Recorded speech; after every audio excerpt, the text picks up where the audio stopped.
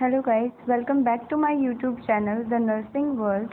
In this video we are going to discuss about the counseling procedure of PGI Rohtak for BSc Nursing. तो जैसे कि आपको पता है कि जो एंट्रेंस एग्ज़ाम होता है PGI रोहतक का BSc नर्सिंग और पैरामेडिकल कोर्सेज़ के लिए वो हो चुका है and now it's time for counselling. And regarding counselling सिर्फ एक आर्टिकल आया था न्यूज़पेपर में कि वो 10 दिनों में शुरू हो जाएगी एंड उस बात को कम से कम 15 दिन हो चुके हैं and till now there is no new update regarding counselling.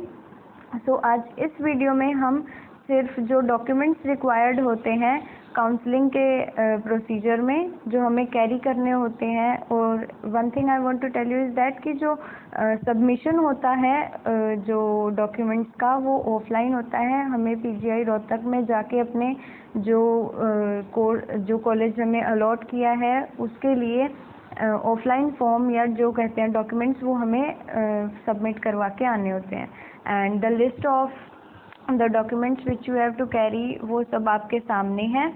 सो जो ऊपर की जो न्यूज़ जो इन्फॉर्मेशन है वो मैं आपको पढ़ के सुना देती हूँ। The candidate whose name appear in the merit list are eligible for admission to Pandit Bhagwat Dayal Sharma post graduation college. Basically PGI Rohtak के लिए जो भी मेरिट लिस्ट में जिनका नाम आता है वही जो बच्चे होते हैं उनको ही एडमिशन मिलता है, चाहे वो government college, semi government college या फिर जो प्राइवेट कॉलेज है उनमें। And before starting the video about the list, so one thing I want to ask that कि अगर आपको जानना है कि आपके कितने नंबर पे कितना कौन से कॉलेज में एडमिशन हो सकता है, so you please comment down your marks और numbers which you got in the exam out of 180, और उसके हिसाब से मैं आपको बता दूंगी कि आपको गवर्नमेंट कॉलेज अलॉट होगा या फिर प्राइवेट कॉलेज या सेमी गवर्नमेंट कॉलेज। जो भी आपके मार्क्स आए you can comment down in comment section and I will reply you shortly. So यहाँ पे अब जो है दिया हुआ है, short listed candidates need to report physically along with the below mention document in original and 2 sets of self attested photo copies of the same at the counselling venue.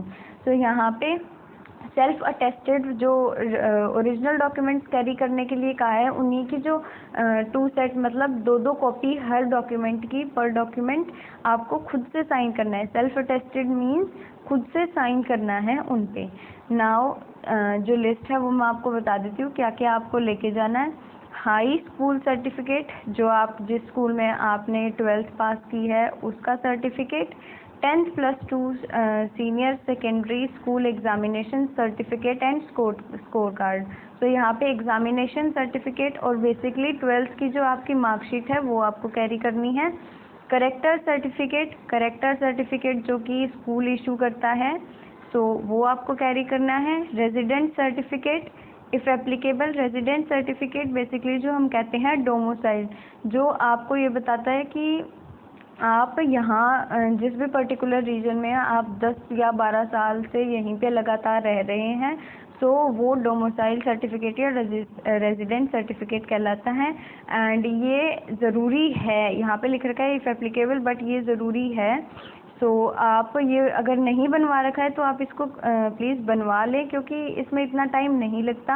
आप normal जो ये CSC या computer centre होते हैं वहाँ पे जाके आप कह सकते हैं कि डोमिसाइल बनवाना है एंड विद इन 10 और 15 डेज़ वो आपका बन के आ जाएगा। Next is copy of Aadhaar card. So आप ओरिजिनल भी लेके जाएं, मैं तो आपको यही प्रेफर करूँगी कि आप सारे डॉक्यूमेंट्स ओरिजिनल लेके जाएं प्लस जो 2 कॉपीज़ है पर जो डॉक्यूमेंट है उसकी भी साथ में कैरी करें। सर्टिफिकेट फ्रॉम द एम्प्लॉयर, तो यहाँ पे certificate from the employer is वही होता है जो कि यहाँ पे शेड्यूल कास्ट और ये जो कास्ट सर्टिफिकेट होता है वही यहाँ पे कह रखा है कि certificate from the employer. Next is schedule caste certificate, basically ये जो नीचे 2-3 पॉइंट मेंशन किए ये वो है जो रिजर्व कैटेगरी को सर्टिफिकेट चाहिए होता है, जैसे कि SC, ST, OBC इनको चाहिए होता है वही यहाँ पे है। और यहाँ पे लिख रखा है if applicable but it is necessary, आपको ये कैरी करके जाने हैं, क्योंकि ऑफिशियल जो साइट है पीजीआई रोहतक की, उस पर क्लियरली मेंशन कर रखा है कि जो EWS सर्टिफिकेट है, जो कैटेगरी से बिलोंग करता है, वो अपना सर्टिफिकेट लेके आए, जो कि 6 महीने से पुराना नहीं होना चाहिए। रीसेंट मीन्स 2 महीने पुराना, 3 महीने, 4 महीने, इतना पुराना बस 6 से ऊपर नहीं, जैसे कि 7 महीने पुराना नहीं। आप अपना नया अपडेट करवा लें, क्योंकि फिर आपको आगे दिक्कत आएगी।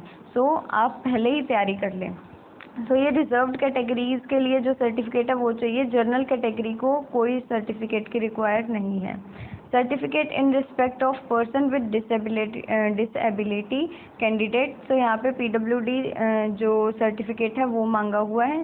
Certificate required to be furnished by children and grand children of freedom fighters, तो यहाँ पे जो भी जिनके माता पिता या जिनके ग्रैंड पेरेंट्स या जो भी थे वो आर्मी से या आर्म फोर्स से बिलोंग करते हैं, सो उनके लिए सर्टिफिकेट मांगा हुआ है। Certificate from ESM if applicable, यहाँ पे इफ़ एप्लीकेबल लिख रखा है बट ये नेसेसरी है। Original receipt of registration and counselling fees, तो यहाँ पे जो रजिस्ट्रेशन की जो आपको हम कहते हैं रसीद मिली थी या आपको जो रिसिप्ट मिली थी, आपको वो भी कैरी करनी है। Print out of online application form, और जो ऑनलाइन एप्लीकेशन फॉर्म है वो भी आपको कैरी करना है। प्लस यहाँ पे एक जो मेंशन नहीं कर रखा वो है आपका एडमिट कार्ड। सो आपको एडमिट कार्ड तो मस्ट है, आपको कैरी करना ही करना है। सो don't forget to carry your admit card, and along with the original admit card have 2 copies of it, 2 photocopies of it for your safety। अगर कोई एक मिसप्लेस हो जाती है then you have the proof कि हाँ मैं अपीयर हुई थी। वैसे उन्हें पता है कि आप अपीयर हुए थे तभी आपको काउंसलिंग के लिए बुलाया है, but the formalities are formalities, उन्हें भी अपने काम से काम रखना होता है, वो आपकी ऐसे पर्सनली मदद नहीं कर सकते।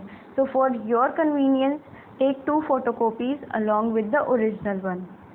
So that's all for today, and comment down in the comment section आपके जितने भी नंबर आए हैं जो CET का एंट्रेंस हुआ था, और उसके हिसाब से मैं आपको बता दूंगी कि कट ऑफ के हिसाब से आपको कौन सा कॉलेज अलॉट हो सकता है। एंड एक और वीडियो जो कल या परसों तक आ जाएगी वो है जो प्राइवेट कॉलेजेस हैं उनकी लिस्ट अलॉन्ग विद कि कौन सा कॉलेज बेस्ट है।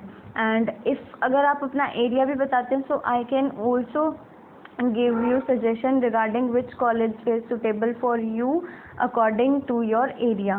ठीक है, तो आपके जो एरिया के नज़दीक होगा वो कॉलेज मैं बता दूंगी कि हाँ आपको ये कॉलेज अलॉट हो सकता है। Thanks for today, thanks for watching my video, have a nice day.